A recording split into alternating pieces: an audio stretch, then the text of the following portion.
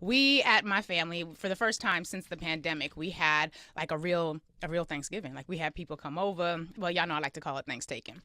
We had people come over, family, friends. We were all sort of there in that space together. And so we pull out this game that I had heard about and I was excited about because I was like, oh, I think this is going to be kind of fun. But then I was like, we've got elders in here. Like my uncle who's in his 70s was there, my mother who's in her late 60s, my baby who's 11, and my friends who are like in my age group. So, I mean, between that and my 17-year-old, I was like, I don't know if this is really going to rock. Child, when I tell you, I pulled out the game, and the game is called Aight, so boom, right? And it's spelled like how you think it is, Aight, A-I-G-H-T, because, Ebonics got, we have our own rules for grammar. But, like, it was so much fun. And my mother in her late 60s and my uncle in his 70s were trying to hog the game. And so I was like, I need to bring this sister on. And then I find out, or I remember, actually, because I actually know this sister in real life, that not only is she the creator of this amazing game that we love to play now and is like a permanent fixture in our household, but she's also super dope when it comes to helping professionals, people of color, Black folks in particular, who are able to, she helps them navigate corporate spaces and think about some of the really challenging things that we are going to be increasingly facing as we go on. Let me properly introduce her. She is Alisa France-Hazle. She is a space curator, a maximizer, and a creative idea generator and an entrepreneur. She and her husband, Keith, created this game.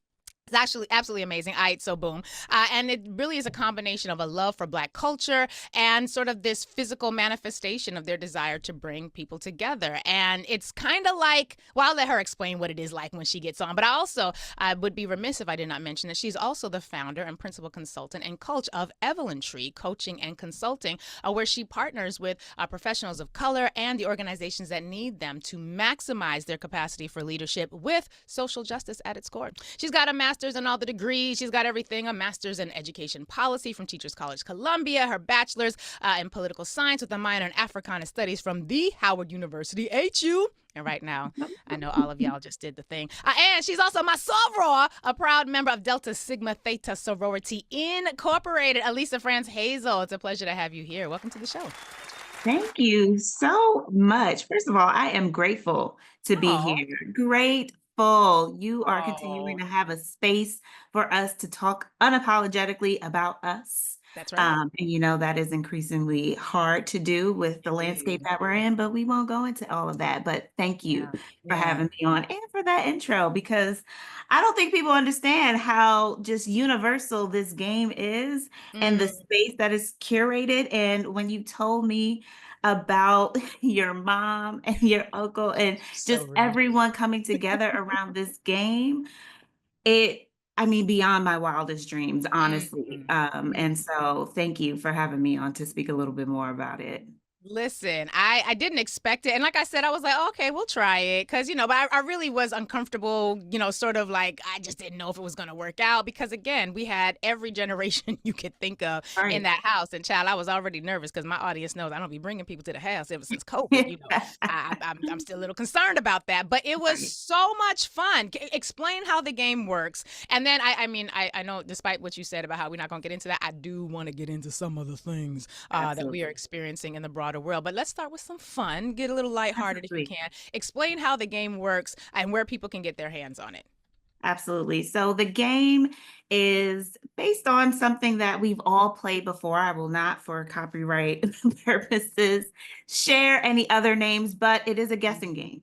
So as you are going through the cards, you're going to have a phrase at the top that you are essentially describing to your team, to the full group, however you want to play. But there are words on the card that you cannot say, Mm, including that phrase or word that you are describing to your team. So I have a couple of examples.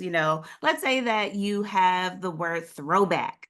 Throwback is mm, the word that you are describing to your team. That's what you want them to guess. You want them to guess that correctly.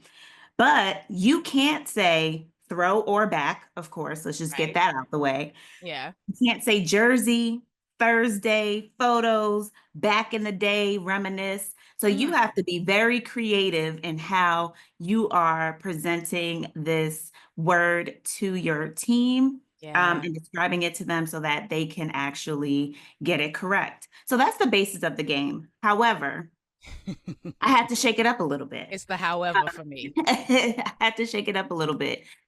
I wanted to add an element to this game that's really going to take it up a notch, take that competitive nature that Black folks have to the Mm, next level. mm, So I added drink or dare cards into yeah, the. yeah, You know, we love a drinking game. we Of do. course, do not drink. It is fine. You do not have to. Child, my One. mama had Martinelli's sparkling cider in her glass. She was like, Okay. drink. Exactly. See, we make it work. Yeah. So when you come across a drink or dare card that's embedded within the deck, as you're going through your turn, you know, you're hitting the cards, boom, boom, boom. Pause, you get a drink or dare card. So you Yeah. have to choose at that juncture whether you are going to take your drink or if you're going to choose from the dare pile. We have a dare pile. There Mm. are a couple of dares in there. I love them. They are great. We've been workshopping this game for about 2 to 3 years. So we've Wow. really built some incredible dares that are really funny, nothing too scary. Hmm. I know people are a little wary about doing some dares, but um, you know, one of them is stand like Monica after her jump shot for the rest of the game. Now, if you know popular culture Yes. and you know the love of basketball reference, Come you will know on. that you have to stand like Monica after her jump shot for the She got rest a of little the game. hookup. She She got just her right up there. hand She up, just up there. you know, stand like that. Yep, I for the love rest it. of the game. I remember one of Um, the words we were trying to get, or my mom was trying to get us to say was popping. And she was like, an explosion. And then she, she was like coming up with all the words. And I was like, Mom, what? And by the time we figured out, we was like, what? Like you couldn't have said like snap. And she was like, no, man, me say explosion. It pop, it explode. We fell out laughing. Like, but then yeah. she didn't want to give up the cards. That was the part like that was like really driving me. Like, I was like, Yes. it's not your turn. Like you got to, she was very Oh my goodness. serious. See, and I love that. I love Yeah. that. I love that. So yeah, that's the basis of the game. That's the So basis. before we get to some of the more serious stuff, a lot of us envision or have great ideas of sparks of genius that we want to sort of put into the universe. Like I can't tell you how many ideas of things. I'm like, oh, if I could do da da da da, that would be so great. People would love it. But most of those ideas make their way to the waste bins in our head. Talk Right. to us a little bit about the process from envisioning this game, which, as I understand it, something that came to you during the pandemic. But you didn't Yes. just envision it; you did the work. You said you've been workshopping it for a couple of years. Kind of walk us through that process. And I'll be very honest with you. While I want to hear about the game, I also want the audience to understand that in this new era we're about to enter, having great ideas and then acting on them and monetizing them is going to be a Yes. fundamental part of how we move forward. Give us a sense as to what that process was like for you to go from envisioning this idea to actually birthing this baby. Absolutely, absolutely. So, I'm a creative, Yeah. love to create. And one of the things that I did for my 29th birthday was I wanted to do an escape room. We couldn't have that many people around. It was like, Huh.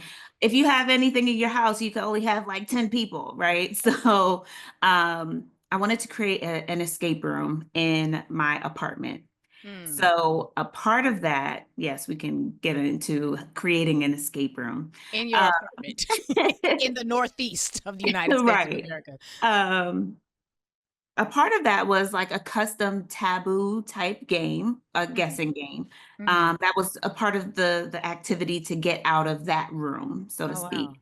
And it was all words that were related to me because it's my birthday. Why not? um, and we kind of sat back after, the game was done and we asked everyone, my husband and I, we asked everyone how they felt about it. Like, what was it like to just kind of be in a space where you're doing something different? Yeah. It's not the usual come, eat, have a little turn up. We wanted to really have like an activity. We love activities. We love doing things. We love bringing people together, as you mentioned earlier.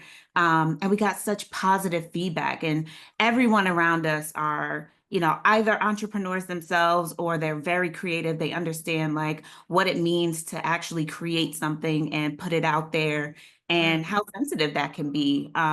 They were all so supportive and they were like, when you do this for real, whatever it is, we Yeah. are going to be there every step of the way. Um, so in us just kind of reflecting on what that experience was like, my husband was like, yo, you could do this for real. Mm. So that's We the love first a thing. supportive spouse on the Lurie Daniel Family Show. Exactly. Spouse, partner, friend, family Yeah. member, whoever it is, someone who is just going to be there to just see what it is that you're doing and speak life into it. Mm. That you can get it out. When you put it out into the universe, that's kind of the universe bringing it right back to you, saying, like, yes, you can do this. Mm. And from there, we were just kind of like, all right, let's just put together some words. Let's just figure out what this looks like. So it became a fun thing. So me being my very organized self, I had my spreadsheet, I had all of my words, my unmentionables, all of those things. And from there it was like, okay, so what is this game going to look like? So then it became a design step. How am I going to design this? What will this look like? Design the game, found a random place on the internet that printed the first copy. I have it. Wow. We've been using it for 2 to 3 years, as I said, and just like really getting people to play it. So a huge chunk of this was just talking about it. Hey, I created a card game. You did what? I Because that created in a and of card game. itself is impressive. Like, because Right, again, most of us stay in the space of idea potential. We don't actually actualize. For right. a lot of us, actualization is sort of a thing that happens for other people, and there's a lot of intentionality that has to be poured into that. So yeah, it's Absolutely. impressive as hell. Like, oh yeah, here's my card game. Who's mine? Absolutely. I birthed this baby. Right, right. And I don't think people really connected like you did that. And I'm just like, Mm, yeah. mm.